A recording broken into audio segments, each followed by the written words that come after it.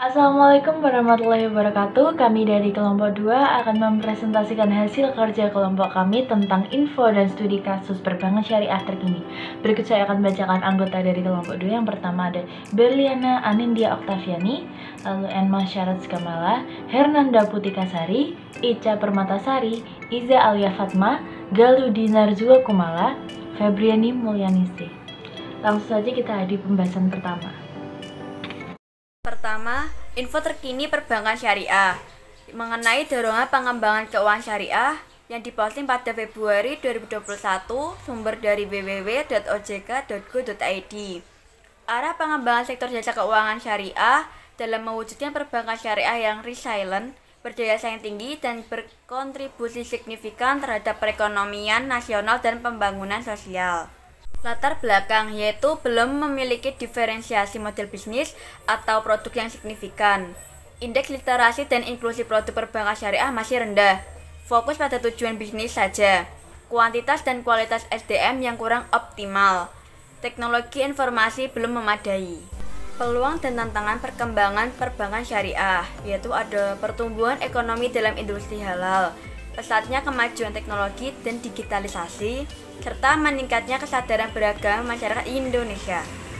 Penguatan identitas perbankan syariah yaitu ada memperkuat nilai-nilai syariah, memperkuat permodalan dan efisiensi, mengembangkan keunikan produk syariah yang berdaya saing tinggi, dan mendorong digitalisasi perbankan syariah. Sinergi ekosistem ekonomi syariah yaitu ada sinergi dengan industri halal, sinergi antar lembaga keuangan syariah, sinergi dengan kementerian dan lembaga, serta meningkatkan awareness atau kesadaran masyarakat dalam kerangka ekosistem ekonomi syariah.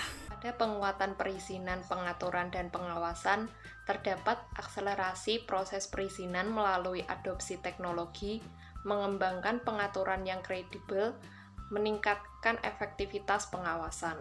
Kinerja industri perbankan syariah tahun 2020.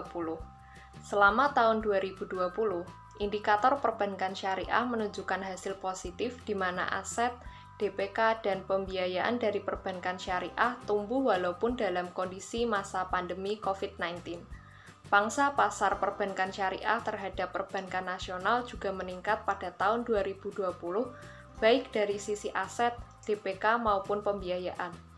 Peningkatan pangsa pasar perbankan syariah dikontribusikan oleh pertumbuhan perbankan syariah, konversi bank umum konvensional menjadi bank umum syariah, dan penerapan Qonun di Provinsi Aceh.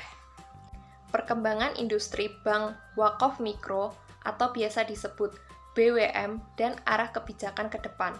Karakteristik bank wakaf mikro yaitu menyediakan pembiayaan dan pendampingan melalui halakoh mingguan, tidak menarik atau mengelola dana masyarakat, imbal hasil rendah setara 3% per tahun, berbasis kelompok, dan tanpa agunan.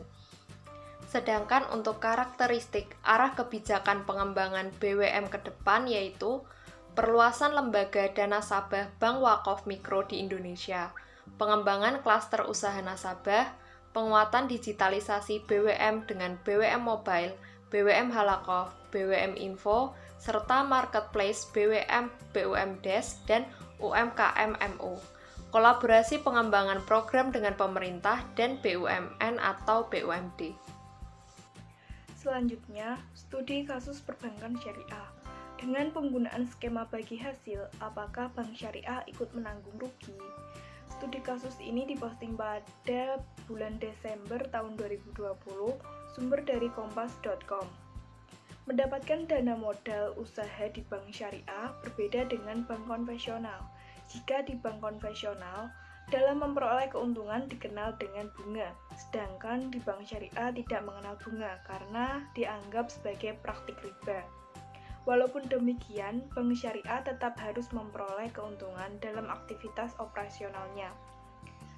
Sebagai gantinya, bank syariah mendapatkan keuntungan dari penempatan dana kepada nasabahnya dalam bentuk profit sharing, atau yang lebih dikenal dengan sistem bagi hasil. Lalu, bank syariah mendapatkan keuntungan dengan skema perhitungan membagi keuntungan dari investasi yang sudah dijalankan. yakni dari pendapatan bersih atau total pendapatan usaha dikurangi biaya operasional. Besarnya keuntungan yang dibagi antara nasabah dan bank syariah ini sudah diputuskan saat akad akan ditandatangani agar bertujuan tidak ada perselisihan di kemudian hari. Adapun akad dalam bank syariah yaitu akad mudharabah. Lalu, selain menerima keuntungan dari bagi hasil, apakah bank syariah ikut menanggung rugi apabila usaha yang dijalankan nasabahnya mengalami kerugian? Selanjutnya akan dijelaskan pada Ica. Dengan penggunaan skema bagi hasil, apakah bank syariah ikut menanggung rugi? Mengutip Fatwa Dewan Syariah Nasional Majelis Ulama Indonesia Nomor 7 Tahun 2000 tentang pembiayaan mudharabah atau kirab, bahwa mudharabah adalah pembiayaan yang disalurkan oleh lembaga keuangan syariah atau LKS kepada pihak lain untuk suatu usaha yang produktif. Dalam pembiayaan ini, LKS sebagai sahibul mal atau pemilik dana membiayai 100% kebutuhan suatu proyek atau usaha. Sedangkan pengusaha atau nasabah bertindak sebagai mudharib atau pengelola usaha. Jangka waktu usaha, tata cara pengembalian dana, dan pembagian keuntungan ditentukan berdasarkan kesepakatan kedua belah pihak antara LKS dengan pengusaha. Skema pembagian kerugian. Mudharib boleh melakukan berbagai macam usaha yang telah disepakati bersama dan sesuai dengan syariah, dan LKS tidak ikut serta dalam manajemen perusahaan atau proyek, tetapi mempunyai hak untuk melakukan pembinaan dan pengawasan.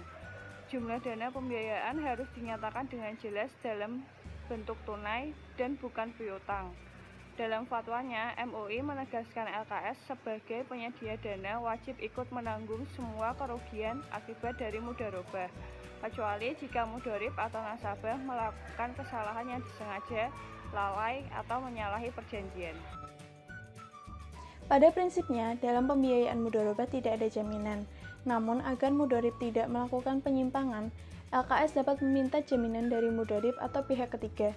Jaminan ini hanya dapat dicairkan apabila mudharib terbukti melakukan pelanggaran terhadap hal-hal yang telah disepakati bersama dalam akad. Biaya operasional selama penempatan dana ini kemudian dibebankan kepada mudharib.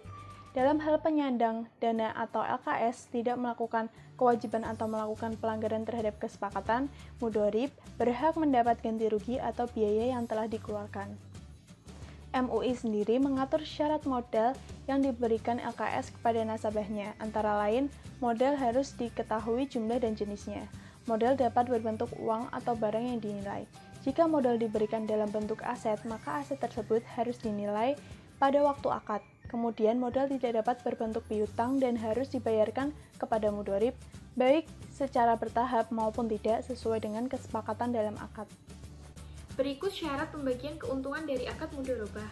Harus diperuntukkan bagi kedua pihak dan tidak boleh disyaratkan hanya untuk satu pihak. Bagian keuntungan proporsional bagi setiap pihak harus diketahui dan dinyatakan pada waktu kontrak disepakati, dan harus dalam bentuk persentase atau nisbah dari keuntungan sesuai kesepakatan. Perubahan nisbah harus berdasarkan kesepakatan. Penyedia dana menanggung semua kerugian akibat dari mudharabah, dan pengelola tidak boleh menanggung kerugian apapun kecuali diakibatkan dari kesalahan disengaja, kelalaian, atau pelanggaran kesepakatan. Majelis Ulama Indonesia atau MUI juga mengatur beberapa ketentuan hukum pembiayaan mudharabah, antara lain, yang pertama, mudharabah boleh dibatasi pada periode tertentu. Kedua, kontrak tidak boleh dikaitkan atau mualaf dengan sebuah kejadian di masa depan yang belum tentu terjadi.